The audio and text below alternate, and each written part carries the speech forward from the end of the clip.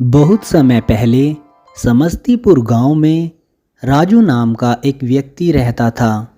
वह लाली नाम की लड़की से बड़ा ही प्रेम करता था।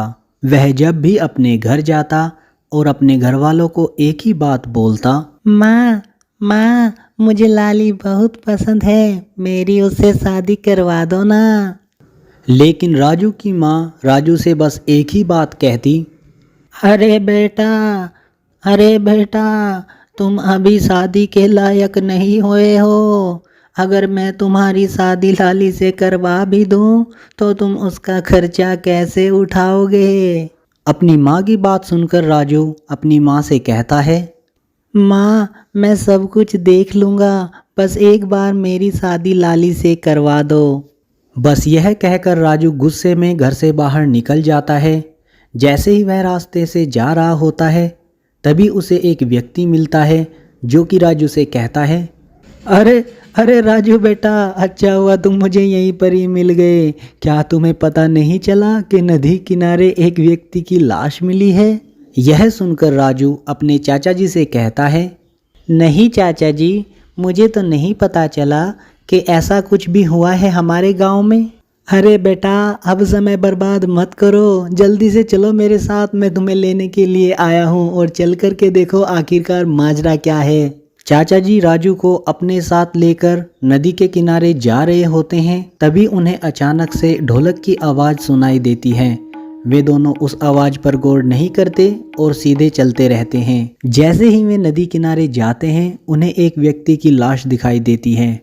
राजू कुछ देर तक तो ऐसे ही खामोश खड़ा रहता है। तभी अचानक उसे एक परछाई दिखाई देती है जो कि अचानक से गायब हो जाती है। राजू को शक होता है कि अचानक उसके गांव में ऐसा क्या होने लगा कि लोग अचानक से मरने लगे। एक दिन राजू जंगल के रास्ते से जा रहा होता है। तभी उसे पंडित जी तपस्या करते हुए दिखाई देते हैं।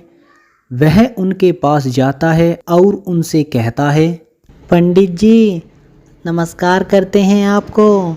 आपके लिए एक सवाल था, अगर आप उसका उत्तर दे देंगे तो मैं समझूंगा कि आप बहुत ही ज्ञानी हैं।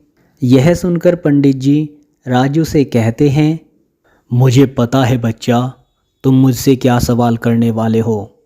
मैं जानता हूँ तुम मुझसे ये पूछने के लिए आए हो कि तुम्हारे गांव में अचानक से मौत क्यों होने लगी है।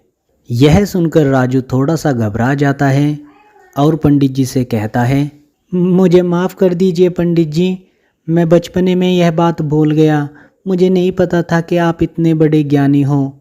क्या इससे बचने का कोई उपाय है? अगर कोई भी उपाय हो तो कृपया हमें बता दीजिए, मैं अपने गांव को बचाने की पूरी कोशिश करूंगा। पंडित जी को राजू पर दया आ जाती है और वह राजू को उपाय बताते हैं। अच्छा ठीक है बच्चा, तो इस बात को बिल्कुल ध्यान से सुनना, लेकिन इसमें तुम्हारी जान भी जा सकती है। लेकिन जब तुमने मुझसे इतना आग्रह किया है तो मैं तुम्हें उपाय बता ही देता हूँ। यहाँ से 2 मील आगे चलने के बाद तुम्हें एक छोटी सी झोपड़ी दिखाई देगी। तुम्हें उसके अंदर चले जाना है और वहाँ पर जाकर के एक छोटा सा मंत्र बोलना है जो कि इस प्रकार है, जब दिल आया ईश्वर पर तो इंसानों की क्या बिसात। तुम्हें इस मंत्र को 3 बार बोलना है। जैसे ही तुम इस मंत्र का जाप करते रहोगे, तुम्हें एक बुढ़िया दिखाई देगी, लेकिन तुम्हें मंत्र बोलना बंद नहीं करना है। जैसे ही तुम 2 से 3 बार मंत्र को बोल दोगे, वह अचानक से एक भूत के रूप में परिवर्तित हो जाएगी। तुम्हें बार बार इसी मंत्र को बोलते जाना है। जैसे ही तुम यह मंत्र बोलते जाओगे, वो भूत जलकर भस्म हो जाएगा। पंडित जी की बात सुनकर राजू अपने सफ़र की ओर चल देता है। थोड़ी ही दूर जाने के बाद उसे एक छोटी सी झोपड़ी दिखाई देती है। जैसे ही राजू उस झोपड़ी के अंदर जाता है, वह मंत्र को भूल जाता है और राजू डर के मारे कोई और मंत्र का जाप ही करना शुरू कर देता है। ज ज ज ज ज ज ज ज ज जब दिल आया प्रधान पर तो राजा की क्या बिसात। जब दिल आया प्रधान पर तो राजा की क्या बिसात। जब दिल आया प्रधान पर तो राजा की क्या बिसात। राजू घबराहट के मारे मंत्र को भूल जाता है। तभी उसके पास अचानक से एक बुढ़िया आती है और उससे कहती है, अरे बेटा, ये तुम क्या बोल रहे हो? मुझे लगता है तुम बहुत ही घबराए हुए हो। आओ यहाँ पर आकर बैठ जाओ, मैं तुम्हारी अच्छे से सेवा करूँगी। लेकिन राजू बुढ़िया की बात को नहीं सुनता और ध्यान लगाता है पंडित जी की बातों पर कि उन्होंने उससे क्या कहा था। जिसके बाद उसे मंत्र याद आ जाता है और वह बोलना शुरू कर देता है, जब दिल आया ईश्वर पर तो इंसानों की क्या बिसात, जब दिल आया ईश्वर पर तो इंसानों की क्या बिसात, जब दिल आया ईश्वर पर तो इंसानों की क्या बिसात।